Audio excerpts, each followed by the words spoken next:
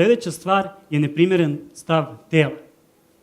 Pomenuo sam malo pre one spuštene ruke i pogled.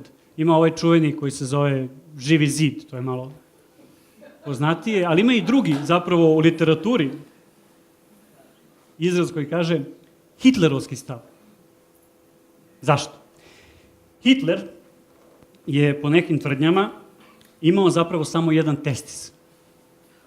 I onda je svestan toga u nastojanjima da probudi mlade nemačke junake, da izađu i porobe ceo svet, imao disbalans kod sebe, nije imao kontrolu nad svojim telom i posvesno je prikrivao svoje genitalije dok je pričao.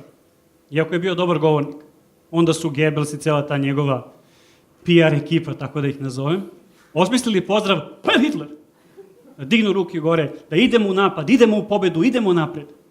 Što je do jedne mere imalo smisla, on zapravo kad je prolazio pored svojih vojnika, on je šao ovako.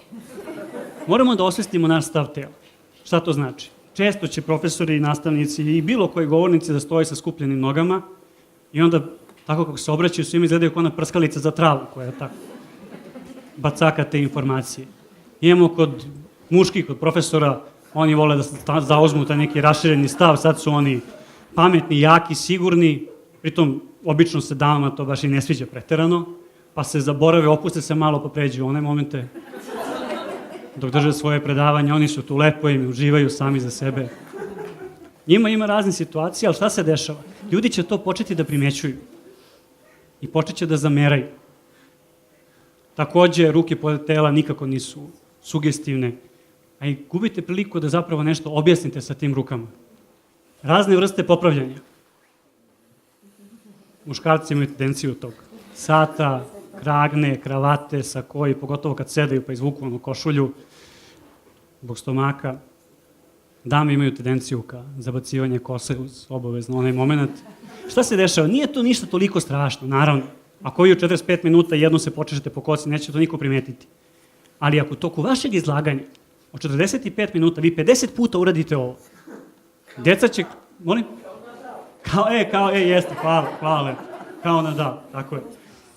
Učenici će krenuti da se zabavljaju sa tim, a će da zapisuju, a će da se gurkaš, evo sad će opet, kaj se ti rekao? Biće tih situacija, sigurno. A šta se dešava? Te situacije, kao i poštapalice, zapravo otupljuju oštricu našeg izlaganja. Ometaju našu publiku da čuje šta je to što je zapravo važno. I zato bi trebalo da osvestimo, vraćam se na onu reč kontrolu, da vratimo pod kontrolu naše telo i da nas ne izdaje. Loše korišćenje ruku, takođe. Ovo je česta pojava. Imamo mnogo izlagača koji vole ovako da pričaju. Eto, meni je ovako komfortno, meni je ovako lepo, ali pošto, kao što sam rekao, ruke imaju potrebu da budu pratilac našeg mislnog procesa i da one dodatno podcrtavaju nešto, onda neki drugi deo tela preuzme primat, što obično bude glava. Onda glavom objašnjavamo kako je nešto važno. Pa kažemo da razumeš. Jel tako? Pa izgledamo kao bubblehead na kolima koji stalno... Zamislite 45 minuta da gledate ovo. Nije sve jedno. Takođe, ima čuveno korišćenje prstu, što je česta pojava. Tako sam imao profesora geografije koji nije koristio ovaj prst kad nešto pokazuje. Pogotovo na tabli. Bilo je vrlo zabavno i nikoga nije slušao, naravno, kad god stane kod one mape da objašnjava gde je šta.